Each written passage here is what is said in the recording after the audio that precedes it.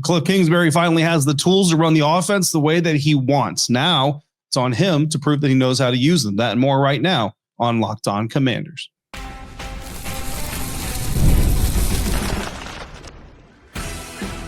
You are Locked On Commanders, your daily podcast on the Washington Commanders. Part of the Locked On Podcast Network, your team every day. This is Locked On Commanders. I am David Harrison, your guy on the ground covering the Washington Commanders. Not only am I doing that here with you 5 days a week, but I'm also covering the Commanders locally for WUSA9.com, as well as for Sports Illustrated's CommanderGameDay.com. I want to thank you for making Locked On Commanders your first listen or view today and every day. And whether you're an everydayer or you're just coming through, I appreciate you. But to the everydayers, a special thank you goes out to all of you for making Locked On Commanders a part of your daily routine. Everybody out there, if you're not already subscribed for free on YouTube or wherever you're listening to today's episode, please do so at this time. If it's your first time coming through, thanks for finding the show. Hopefully you enjoy. Hopefully you come back again real soon. Coming up on today's episode, we're going to talk about how Jayden Daniels can finally stop saving broken third downs, why the Commanders' revamped O-line unlocks deeper plays and better screen games. But first, how Deebo Samuel and Jaylin Lane are going to help give Kliff Kingsbury the pieces to run his full motion-based offense. All of that coming up on today's episode of Locked On Commanders, a proud part of the Locked On Podcast Network, your team every day. And it is all brought to you today by FanDuel. Right now, new customers can get $150 in bonus bets when your first $5 bet wins. Kliff Kingsbury's offense didn't fall short in 2024 because of scheme. It fell short when it fell short because he didn't have the weapons to run it the way I believe he fully wants to. This is the first time, and I'm talking first time, even going back to his days in Arizona, that Kliff Kingsbury is going to have the toolbox to run his offense fully. If he doesn't get more creative with this personnel, it's going to be on him, not the roster. And of course, a little bit of a caveat is health, right? Everybody's got to stay healthy. The more people he loses to injury, the less, I'm going to put on him as a coach. I got it. Next man up. You got to be able to adjust, but talent is talent. And when you lose some of your top talent, it certainly is going to make an impact. But looking at the roster as it is, Kliff Kingsbury has never really had a full motion and matchups receiver like Deebo Samuel. Deebo Samuel is a guy that you literally look at the defense across the line of scrimmage and you just simply say, where can I exploit Deebo Samuel's abilities the most?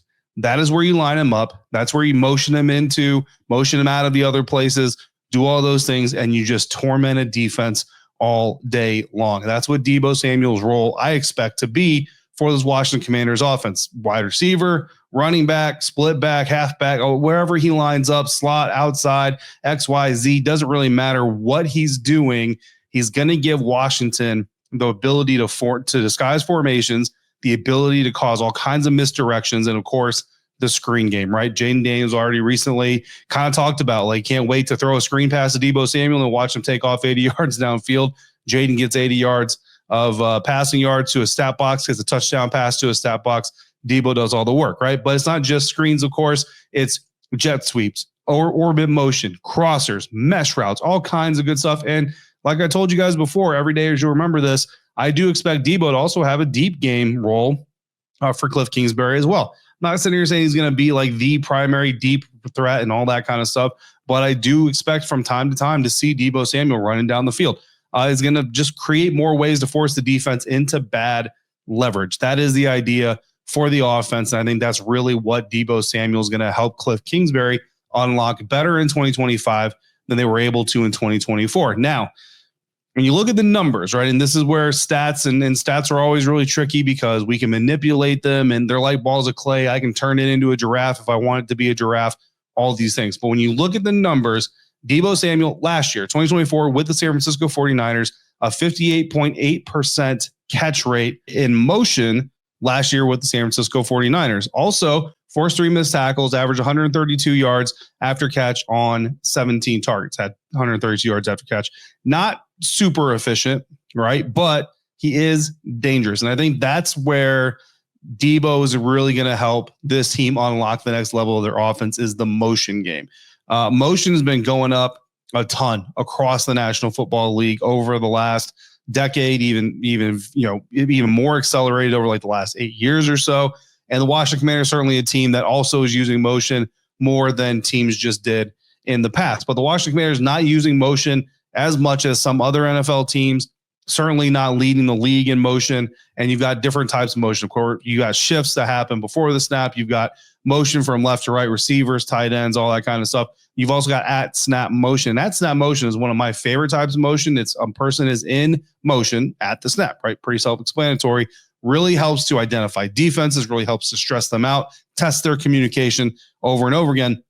But it's not just Deebo. Jaylin Lane, rookie out of Virginia Tech, also comes into the NFL, comes to the Washington Commanders, a little bit of a background in doing these kinds of things. As a vertical slot threat or a misdirection decoy, Jaylin Lane could come in with some underrated short area bursts. He's a day 3 draft pick. So while we talk about this, I don't want to try to pump him up so much that people get misguided and think that I'm thinking he's going to be like a number 3 receiver here in 2025 as a rookie on this team. But when you look at what he was able to do in college, Lane posted an 81.3% catch rate, 5.26 EPA, expected points added, 7.6 yards after catch per route run while with the Hokies. He showed elite efficiency in motion, even with a short 2.6 average depth of target.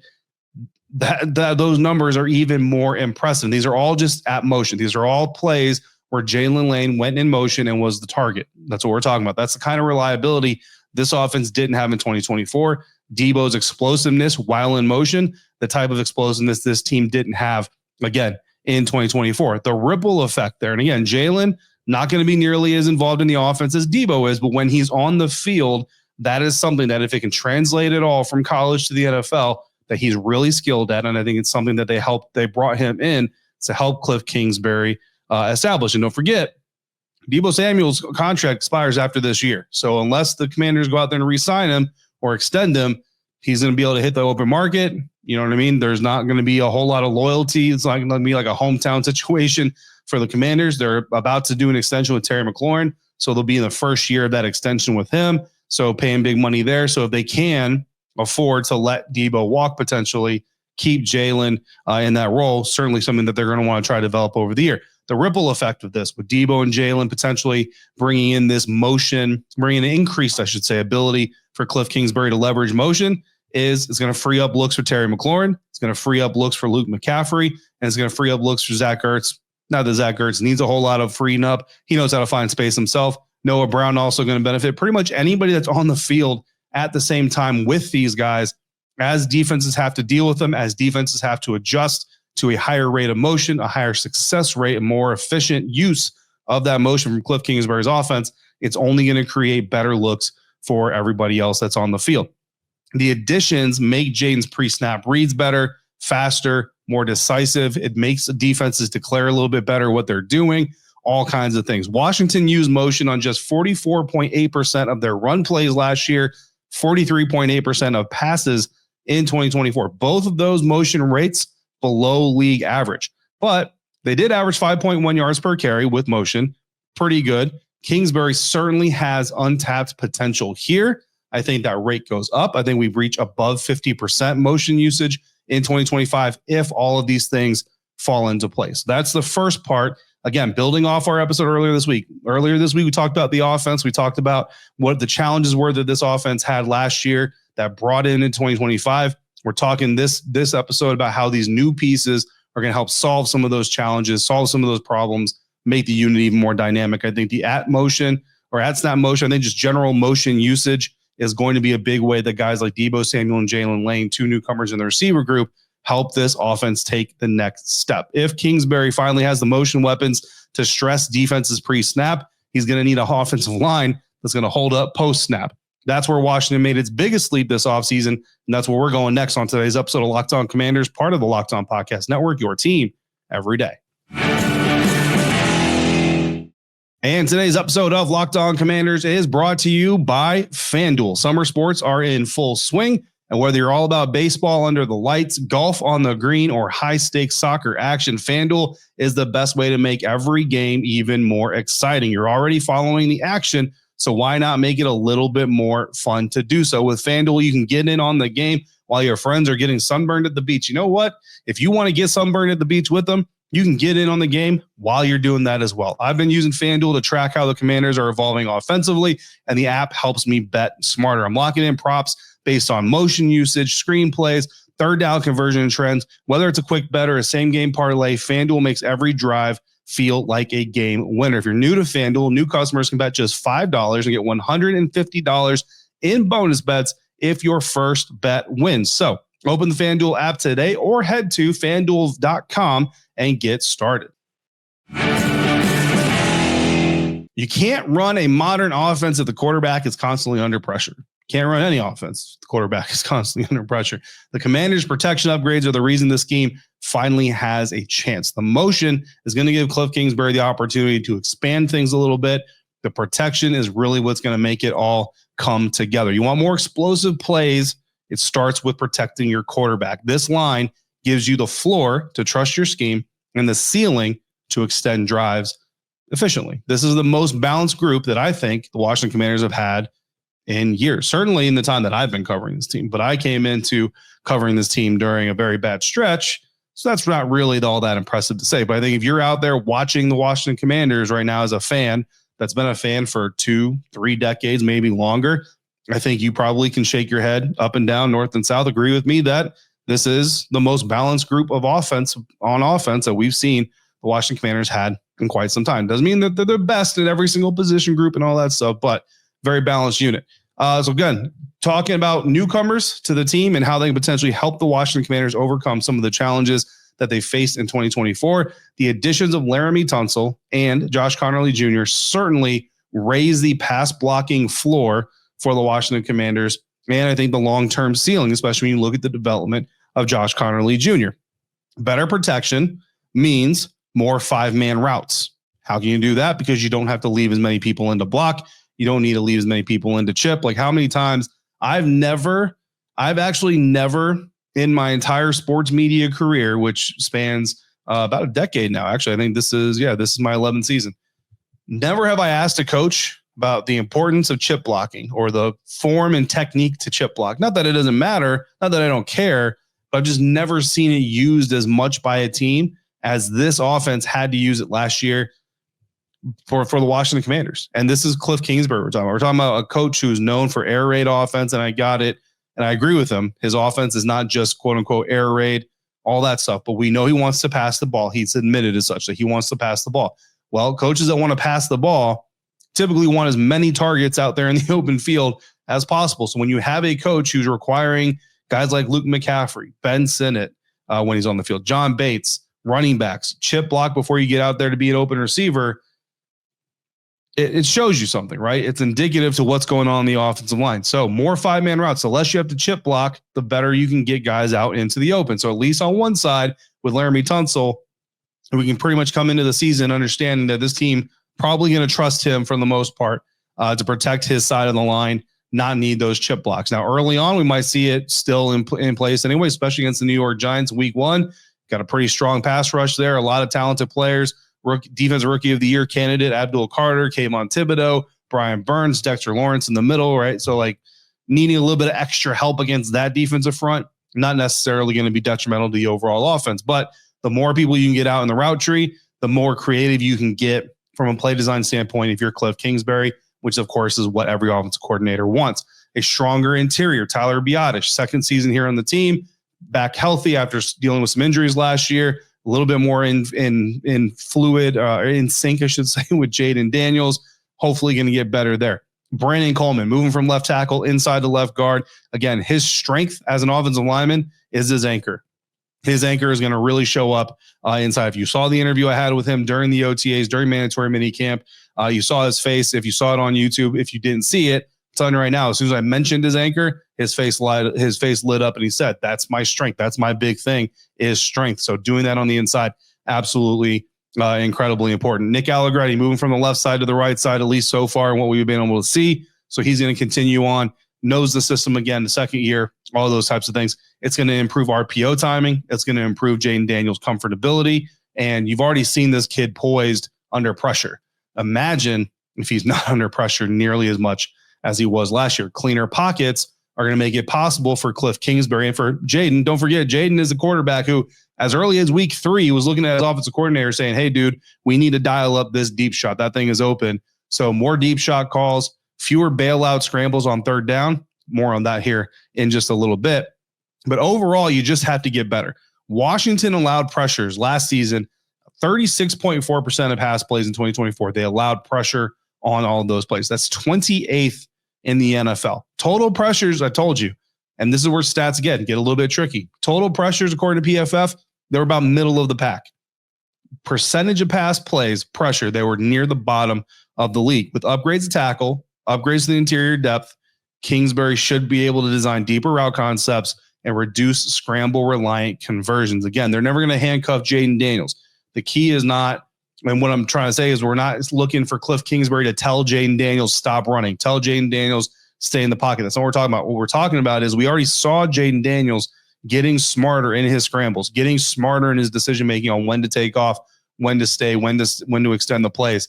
Giving him that better protection up front will allow him to leverage that intelligence even more and just naturally lead to his scrambling a little bit less. Establishing the screen game, right? We talked about this a little bit with Deebo and with the addition of Jaylen Lane. Laremy Tunsil, Josh Conerly Jr. certainly could potentially help extend that. Josh Conerly Jr. as an athlete, certainly more athletic upside, right, than Laremy Tunsil. Some of that is just naturally who Laremy Tunsil is. Some of that is age.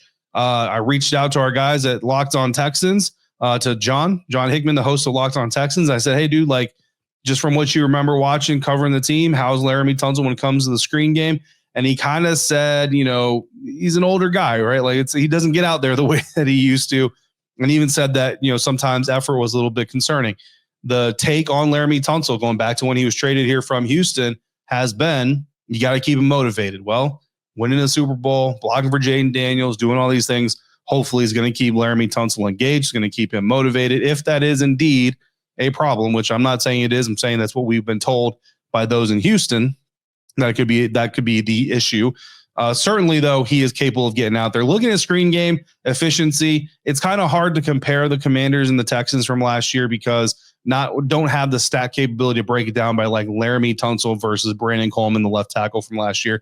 But looking at the Commanders 2024 screen game, it was below average overall. Certainly had good moments, certainly had good stretches. But overall, when you stack it up to the rest of the league, below average in efficiency. But it did outperform the Texans in yards after catch by about 1,700 yards.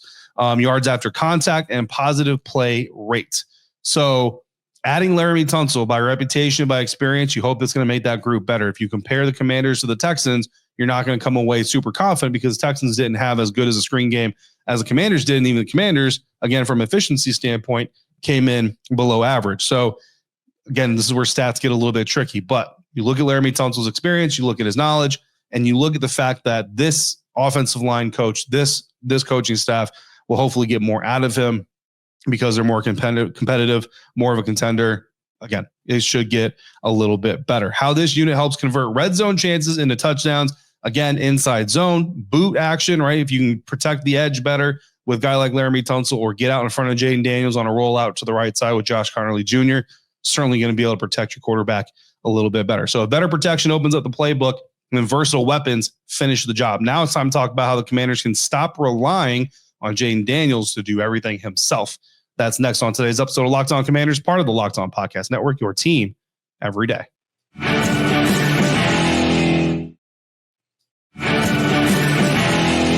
Commanders quarterback Jayden Daniels had to keep too many plays alive on his own in 2024. You love that he can do it. You hate that he had to do it as much as he did. This season, the Commanders have, I think, the personnel to help do some of that work for him. Again, going back to his own comments, throw the ball to Deebo Samuel on a quick screen, let him take it 80 yards. Let those guys do the heavy lifting for you. Jayden Daniels bailed this team out too many times in 2024. If he has to do it again in 2025, then I think by the end of the year, we'll come back here and say the upgrades didn't work. They're not actually upgrades. The new motion options give Kliff Kingsbury no excuse to try to get those things a little bit more adaptive. This year, Washington should be creating yards, not surviving plays. Even you go down to the kicker, Matt Gay coming in. What does Matt Gay have that Zane Gonzalez doesn't have? Austin Seibert doesn't have? The cannon. Doesn't have the cannon for a leg Matt Gay has And that I think that goes to Dan Quinn maybe not wanting to go for it on fourth down as much as they did last year, not having to rely on going for it on fourth down. And again, create more yards, give Jayden more time, get better from a motion standpoint, from a screen game standpoint, from a quick game standpoint, gain a few more yards after catch per catch. And you don't have to. That's the ultimate dream, is not to have to go out there and do it. Not a newcomer to the team, but a newcomer in the sense that his role and his influence and his ability certainly is evolving and making him look like almost a new receiver. Luke McCaffrey's development as a route runner matters. It matters for mesh concepts. It matters for levels concepts, spacing concepts, any concept you can come up with. It's gonna make a difference. And we've seen Luke McCaffrey in OTAs, mandatory minicamp, do a lot of good things in those concepts and more. Jet motion, gadget usage. Don't think Luke McCaffrey's gonna be much of a jet motion type of guy, but could he be part of some games out there, some misdirection, some rub plays, things like that? Absolutely. Luke McCaffrey, as his skill set develops, the ability for Kliff Kingsbury to use him in more versatile ways develops as well. Luke McCaffrey, going back to our motion conversation, had one motion target in 2024. Good news is he has a 100% catch rate. He caught that pass for 5 yards. Clean hand, short area burst. Look, he's got room to grow. High efficiency role.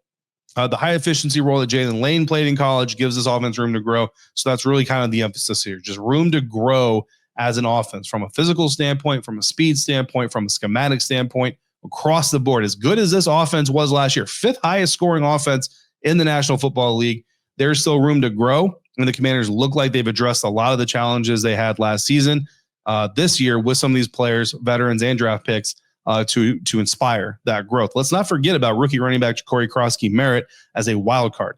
Zone read option pitchman, third down back, red zone weapon. We'll see what he turns into. Again, I don't want to get too far ahead of us, right? I said on yesterday's episode, I was asked about kind of a depth chart situation. B-Rob and Austin Eckler are still at the top. I still got Jeremy McNichols as the third back until either Chris Rodriguez or Croskey-Merritt comes in and really takes that spot from him. But certainly you see the potential, you see the excitement around Croskey-Merritt for a reason.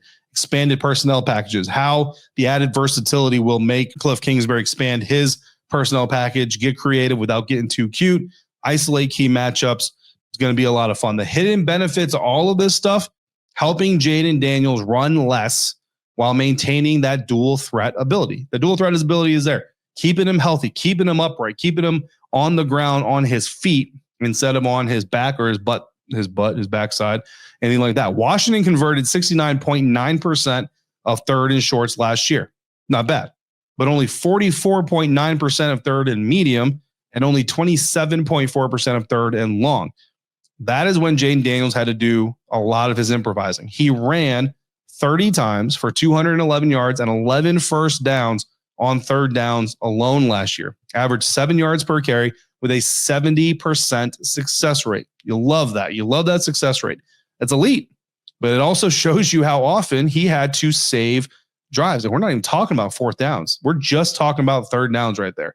With motion weapons like Jaylen Lane, with Luke McCaffrey developing, Kliff Kingsbury can finally call the plays to convert the third downs without requiring Jayden Daniels to create. That's the end goal. If Kliff Kingsbury can't get more out of this group in 2025, the problem isn't the roster. It's the plan. It's the execution of using all those weapons. The Commanders finally have the pieces. Now it's time to go put it all together. That's going to do it for today's episode. Next time on Locked On Commanders, we're going to show you how the defense can address its biggest challenges from 2024, edge pressure, communication, and why new additions might finally make the physicality and the buy-in sustainable strengths in 2025. In the meantime, if you got questions or comments, you can text them directly to me by becoming a Locked On Commanders Insider at joinsubtext.com/LockedOnCommanders. Not only can you text me, but I'm going to text you. Insider's got some pretty good texts on Wednesday morning. New uniform drop. Sent that out. Laremy Tunsil appearing on the NFL Top 100, number 86 here. The first Commanders player revealed, by far not going to be the last Commanders player. In fact, I've already got a source that's told me another Commanders player is going to be revealed on the NFL Top 100 next week. So make sure you stay in tune for that. And we're not even into the 60s yet. Believe me, I think there's going to be more Commanders still to come. Thank you for making Locked On Commanders your first listen today and every day. For your second listen, check out the Locked On NFL Scouting Podcast as the Commanders build around Jayden Daniels and weigh how to maximize new offensive weapons like Deebo Samuel, Laremy Tunsil. Hosts Kyle Krabs and Joe Marino are going to break down how every NFL team balances roster development, camp cap management and long-term success. Find Locked On NFL Scouting on YouTube or wherever you're listening to this podcast. To the everydayers, I see you every day. I appreciate you every day, and I thank you every day, especially today. Until next time, stay safe, be kind to one another. We'll talk again soon right here on Locked On Commanders, part of the Locked On Podcast Network, your team every day.